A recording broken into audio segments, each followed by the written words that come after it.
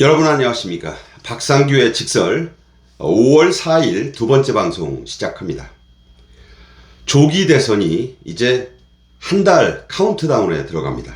오늘은 막장으로 치닫고 있는 민주당의 사법 말살 시도를 말씀드리려고 합니다. 대법원 전원합의체가 유죄 취지로 그것도 10대 2로 돌려보낸 이 선거법 파기 환송심을 이재명 민주당이 탄핵 폭탄으로 아예 없애려 하고 있습니다. 이재명 측의 이 관계자가 언론에 밝힌 말은 이렇습니다. 조희대 대법원의 전례 없는 조치에 맞서 우리도 전례 없는 대응을 하겠다. 거의 이 공갈 협박 수준이에요. 이재명 측의 첫 번째 대응 전략은 전매 특허인 침대 축구입니다. 먼저 소환장 수령 지연과 재판 불출석 카드인데요. 하지만 파기환송심의 경우에는 소환장 송달은 이재명을 만나지 않고도 의원실 직원 등을 통해 전달을 하면 송달된 것으로 간주가 됩니다. 특히 이재명의 공식 주소인 인천 계양 을의 집이나 서울 여의도 의원회관 사무실 등에서 이재명의 보좌진 등이 이 소환장을 받지 않으면 법원 송달관은 이걸 해당 장소에 놓아두는 것만으로 해서 역시 송달이 된 것으로 간주가 됩니다. 이걸 유치 송달 또는 보충 송달이라고 합니다. 파기환송심 재판부인 서울고법 형사 7부는 지난 1일 대법원 전합으로부터 재판을 넘겨받은 즉시 그 다음날 이재명에게 피고인 소환장 그리고 소송기록 접수 통지서를 함께 보냈습니다.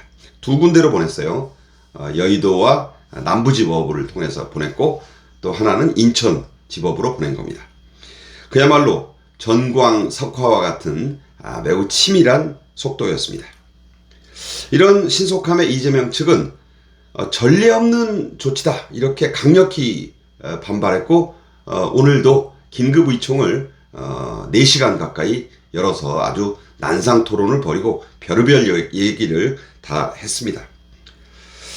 보수 진영 입장에서는 많이 안타깝고 이재명 측으로서는 행운인 게 이 송달된 날이 그러니까 2일 다음 날부터가 바로 어린이날 나흘 연휴가 된 거예요. 그래서 금요일 날 2일 날 우체국으로는 갔지만 이게 이제 멈춘 겁니다. 그래서 이 서류는 연휴가 끝나는 7일, 이르면 7일에야 송달 절차가 완료가 가능한 그런 시점입니다.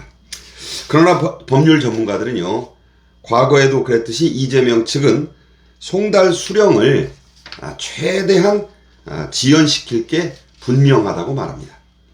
그러나 앞서도 말씀드렸듯이 법원은 유치 송달이나 보충 송달로 이 서류가 7일에 전달된 것으로 간주할 수 있습니다. 이 경우 이재명의 파기환송심 첫 재판은 이미 예고한 대로 15일 오후 2시에 열리게 됩니다.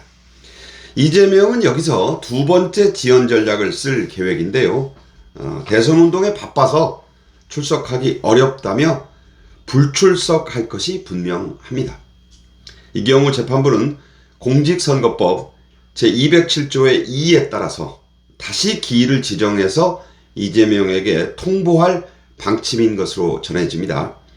이재명이 해온 전례 그리고 그의 이 법률 마름, 이 수족들이 하는 걸로 봐서는 이 두 번째 재판에도 이재명은 나오지 않을 확률이 아주 높습니다. 전형적인 침대축구, 법꾸라지 전술이죠. 이재권 재판장은 이럴 경우에 더 이상 이재명의 출석에 개의치 않고 재판을 속행하겠다고 밝혀둔 상태입니다.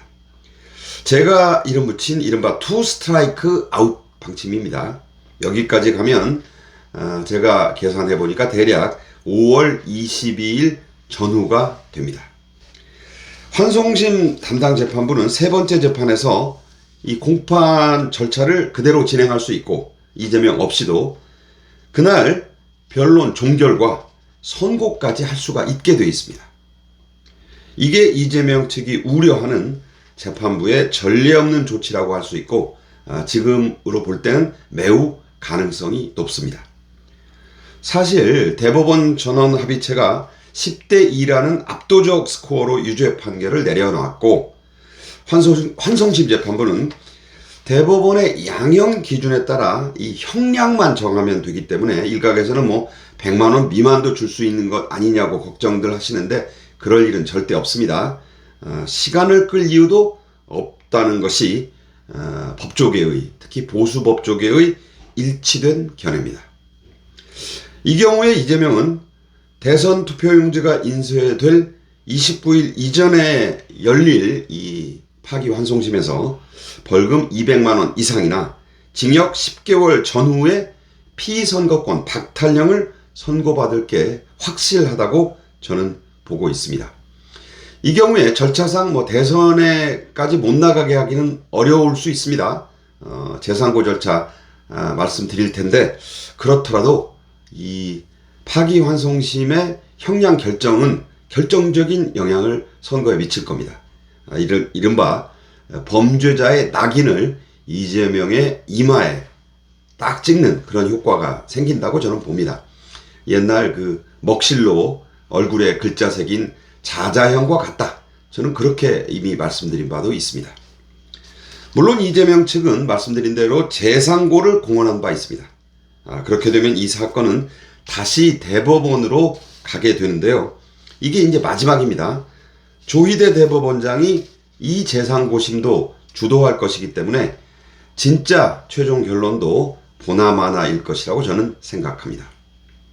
이재명은 이런 찐득이 침대축구로 대선을 치러서 대통령에 당선된 뒤에 이재명 재판중지법이란 이 말도 안 되는 희한한 법을 통과시키고, 이 과정에 장애물이 된다면 조희대 대법원장 등 자신에게 유죄 판결을 내린 대법관들을 탄핵시키며 대법관 수를 지금의 14명에서 30명으로까지 늘리는 전례 없는 폭거를 단행할 게 분명해 보입니다.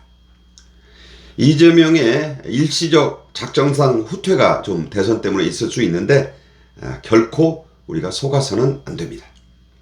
하지만 이재명은 지금이 대선 국면임을 의식해서 이런 폭거를 당장 밀어붙이지는 않을 겁니다. 그래서 이재명 민주당은 실질적으로 세 번째 전략으로 나올 것입니다. 그게 뭐냐? 우선 이번 주 후반쯤에, 그러니까 소환장이 전달되는 시점을 전후해서 기일 변경 신청과 공판 준비기일 회부 신청을 한다는 계획인 것으로 전해집니다.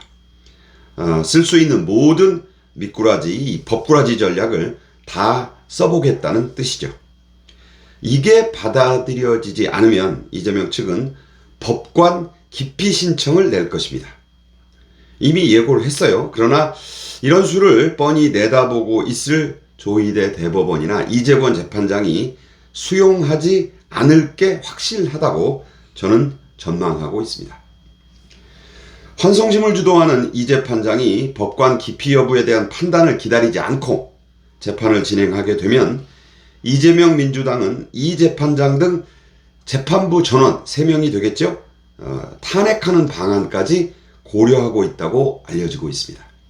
이재권 재판장만 할 수도 있습니다. 그러면 재판 자체가 무력화될 수 있겠죠. 정말 집요하고 진절머리가 나면서 섬뜩한 사법부 말살 시도가 아닐 수 없습니다. 이런 일이 실제로 벌어지지 않기를 바라지만 지금 이재명은, 또 그 졸개들은 어떤 일이라도 이재명의 대선 출마에 방해가 된다면 서슴없이 저지를 모습을 지금 이미 노출하고 있습니다. 자, 보수우파 애국시민 여러분이 눈을 부릅뜨고 단합해서 이걸 막아내야 할 때라고 저는 굳게 믿고 있습니다. 지금까지 박상규의 직설이었습니다. 감사합니다.